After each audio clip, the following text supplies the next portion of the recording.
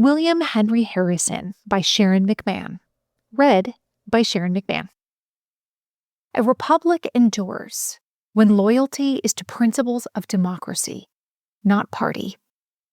March 4th, 1841 came to Washington under a lid of cloud and a hard, restless wind. The cold carried up the streets and climbed the Capitol steps. Wool felt thinner than it should. Tens of thousands of Americans lined the streets that day. Banners flapped in the breeze as a procession of bands and replica log cabins, a symbol of the Harrison campaign, made their way down the route. William Henry Harrison, Old Tip, rode from his hotel to the Capitol on a white horse, wearing no overcoat and no gloves despite the relentless cold. At 68, he was the oldest president the country had sworn in so far. Chief Justice Roger B. Taney administered the oath that transforms an ordinary citizen into a president. The next part of the inauguration ritual usually offered a tidy shape, an inspirational short address, a set of presidential priorities, and a closing line people could tuck into their pockets to carry home. Harrison chose something else.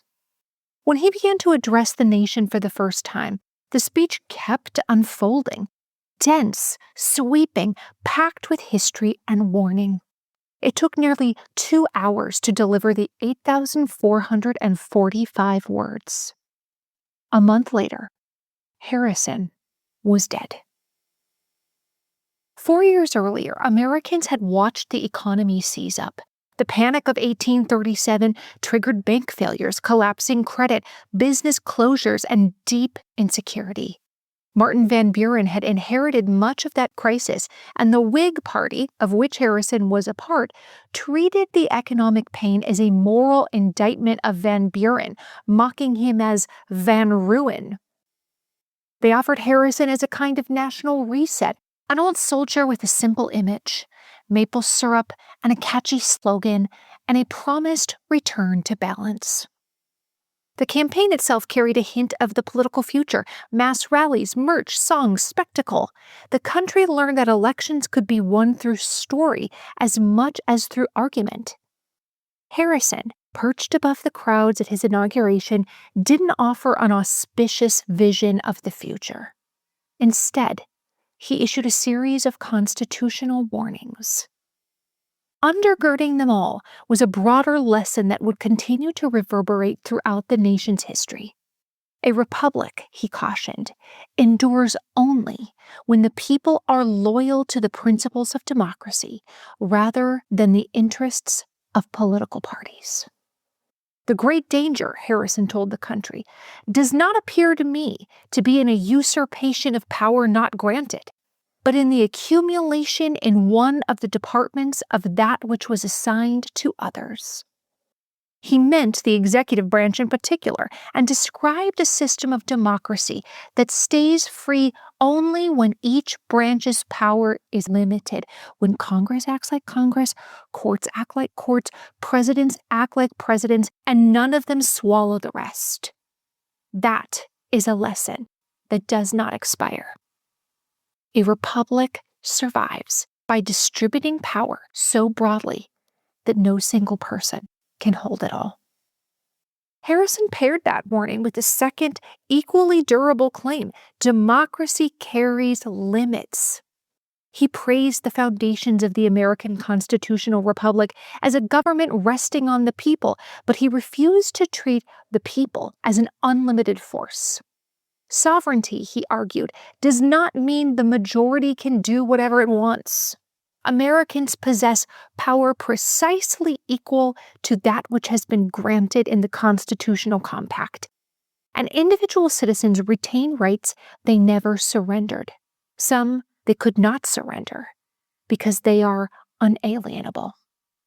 He anchored liberty in something sturdier than public mood. Read in plain language, his claim is simple. Rights do not become real because they are approved by the public. They remain protected regardless of which way the political winds might blow.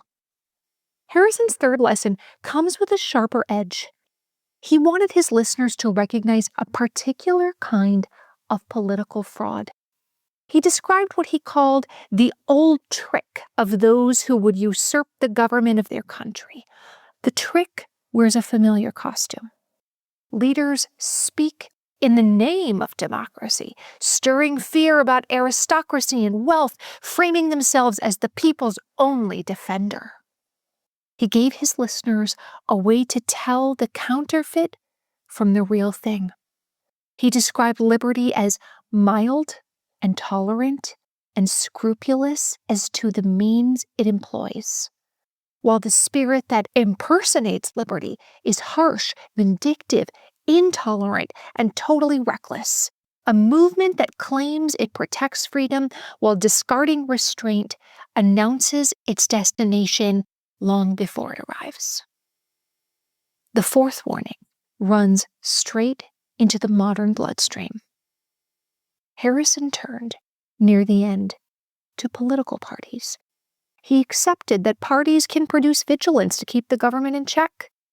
Then he drew a boundary. Past that point, parties corrode liberty, the very thing they claim to defend. According to Harrison, parties become destructive of public virtue and eventually its inevitable conqueror. Harrison's words were carried into the cold wind at the exact moment he acquired the most power a citizen could hold. Then history delivered its own ending. Harrison would become ill, historically attributed to being outside without a coat, but perhaps a combination of pneumonia and sepsis from Washington's contaminated drinking water. A month after taking office, he died. His death forced the country to face the kind of institutional stress he had been describing: a sudden vacancy, a republic asked to keep functioning despite the loss of its leader, a constitution asked to do its work while citizens watched. Vice President John Tyler stepped into the role. The nation learned in real time that continuity mattered as much as charisma. Harrison's inaugural address endures for a reason that has little to do with policy or even length. It outlined a set of civic instincts that keep a country free.